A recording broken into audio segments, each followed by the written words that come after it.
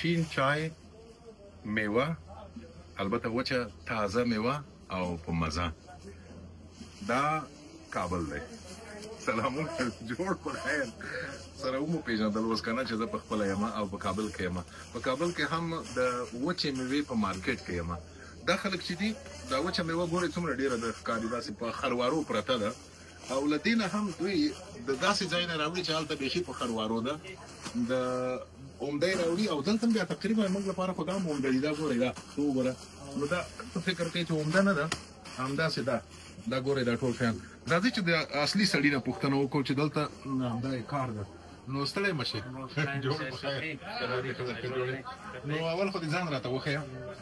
نوم یې الله محمد دی، میدانشهر ولایت د نفت ولسوالۍ. ډېر ښه ډېر ښه.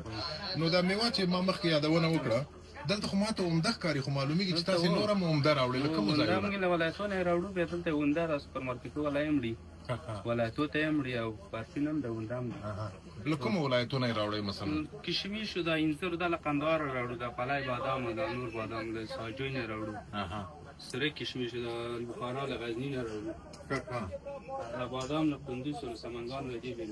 یعنې معنا دا چې دا ټوله میوه چې دا خپله د افغانستان ده، ټوله د افغانستان نه یې راوړئ. خو د افغانستان به ځکه نه وي چې دا مخکې دې ماته چې راکړل دغه یو کاجو هندي ده، هغه ویتنامي ده، دغه هندي ده، نور میوه ټوله د افغانستان. له دې نه هسې نور ټول هغه دي. دغه اخواته د زردالو مثلا زردالو قندهار نه راځي، بادام څه ورته وایي چهارمغز دغه غوربان دي، پکتیا دي. ښه ښه.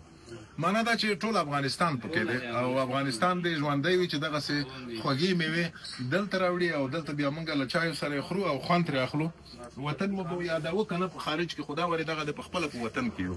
ځای مو خالي دی ملګرو، د یوه ازاد او آباد افغانستان په هیله چې میوې پکې ډېرې وي، میوې وي، خوږې وي او مزې وي.